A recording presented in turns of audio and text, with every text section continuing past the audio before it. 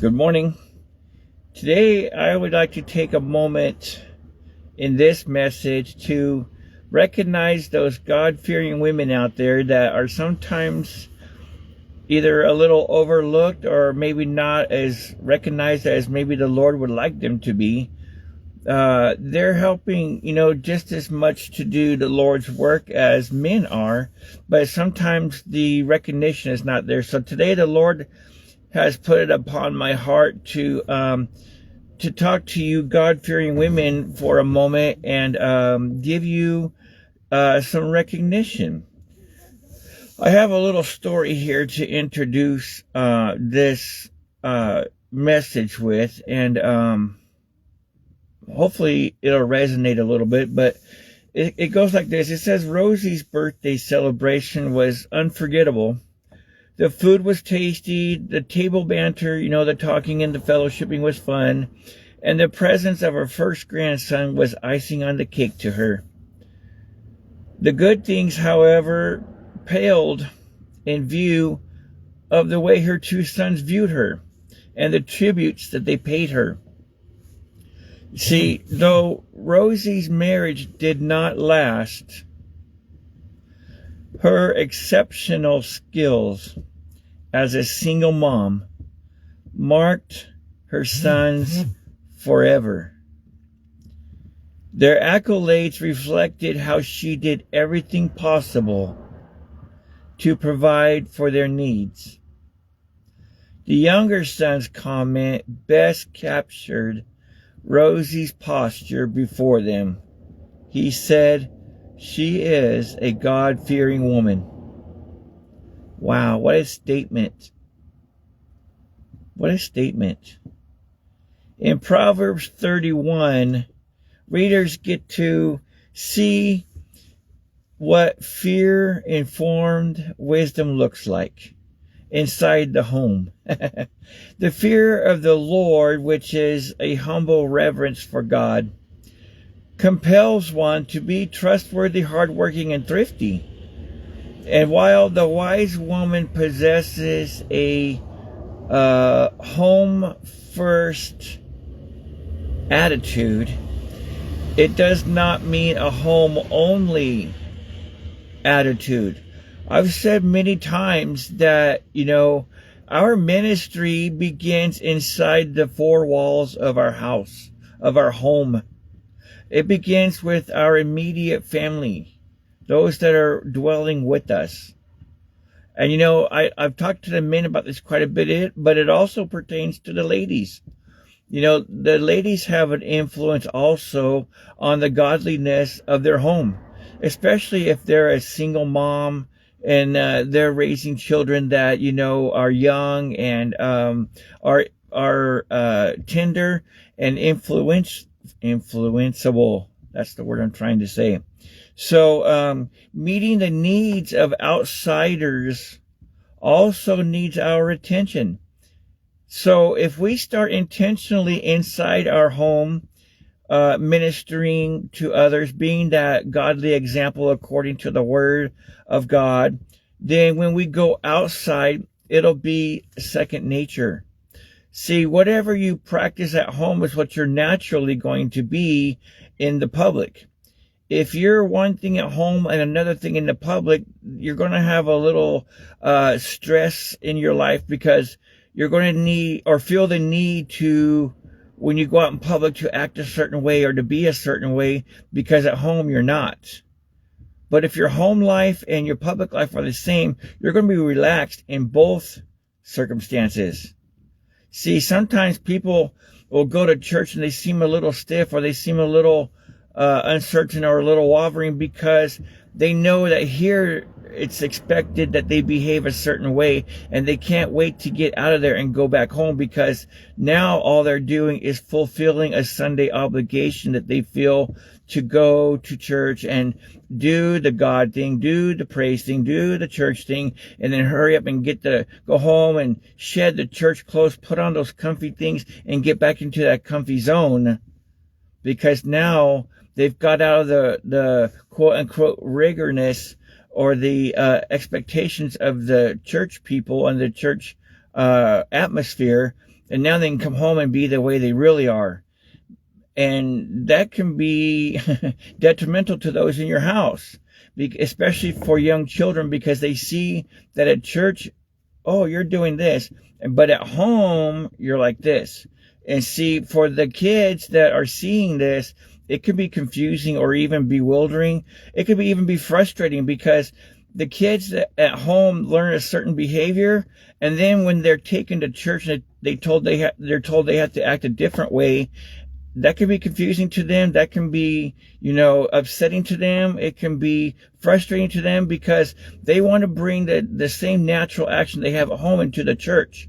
So if you want your kids to be comfortable at church, make them comfortable at home with the attitude that God would have you to have at church at home. See, there should be no difference between your house of worship that you live in and the house of worship that you go to on Sunday and Wednesday. They should be one and the same. The only difference is the address.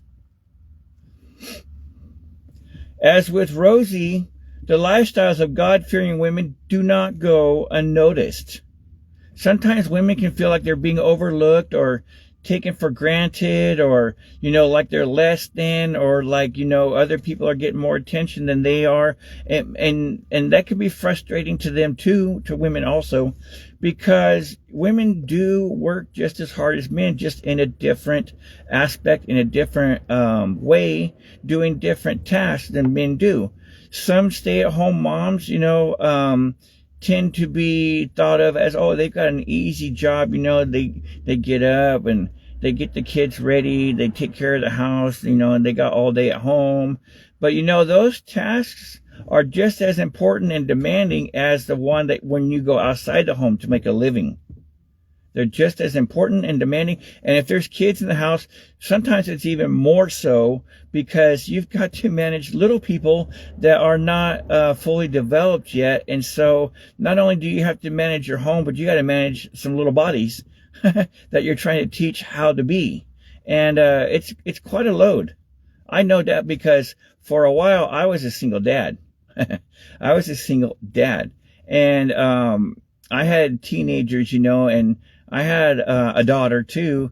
And so for a single dad with a daughter, especially when the daughter comes to age, it's like, who can I take her to that I trust to help her with the things that girls need help with that I'm not necessarily good at? And so I can relate to single parents in that matter. So that's another reason why today I believe the Lord has brought it upon us to recognize these women, is because a lot of times children spend probably 70 to 80% of their time with their mom while the dad's out making a living.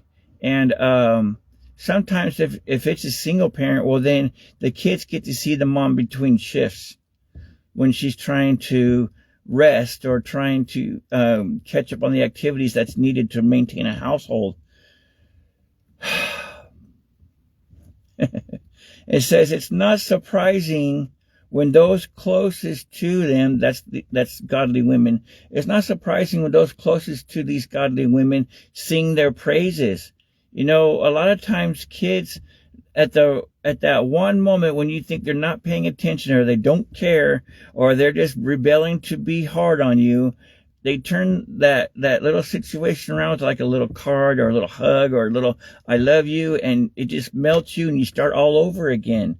And us husbands too, you ladies, we recognize you because you're our helpmates.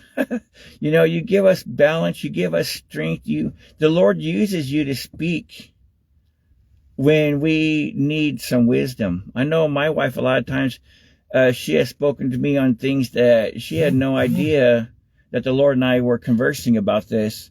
And it just comes out. And I'm like, okay, I hear that, and so I'm going to go with that, and it's important that we don't let our women feel less than.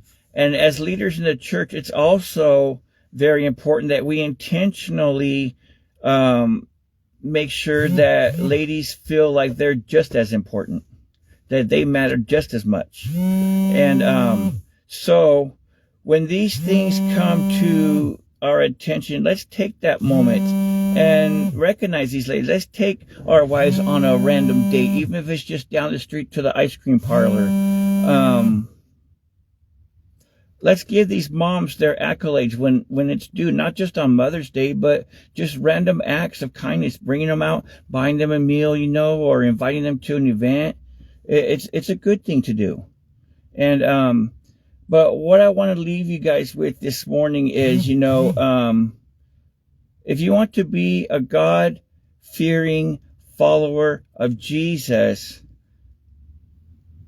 it's a good thing to keep many around you that are already going that direction. Don't let those who are halfway in and halfway out be the ones that influence you. Stay humble, stay in awe of God, even in less than ideal circumstances. You ladies that feel like, the whole world is on your shoulders, start spreading some of that around to your friends and let them help you. Put down the pride, put down the, I got to do this by myself because no one gets it like I do, and let your friends and your family that the Lord has put around you help you. Same for us men. We cannot shoulder the whole world by ourselves, because the Word says that the Lord never intended us to do any of this by ourselves. This is a team effort. We are Team Jesus. So while some people are coming to church and acting like this way and that way, and they go home and they're another thing, you people out here that are equally the same in both places, the Lord recognizes that. And today He wants to give you honor. And this is a season of Thanksgiving. And we're often thankful to God, and we should continuously be thankful to Him. But did you also realize that God is thankful to us when we obey Him? When we follow Him like we should? When we do the things of Christ? The Lord is thankful to us for that too. And His way of showing His thankfulness to us is by blessing us. It's in the blessings He gives us. Blessings are God's form of thankfulness. Sometimes we don't ever think about the fact that maybe God is thankful for us. He creates us. He gives us a life, but we also have free will. And when we use that free will to honor Him, God is thankful. So today, I would just leave you with this word. Inspire others to live the life that God has for them. Don't cause them to compare their life to yours, and don't compare your life to theirs. Let's all live the life that God has intended us to live, and put our lives together with those that are going on the same path toward Jesus. Father, today just give us the courage to follow in the footsteps of Jesus in the way that we may love, honor, and respect you. And we give you all the glory and honor right now in Jesus' name. Love you guys and see you soon.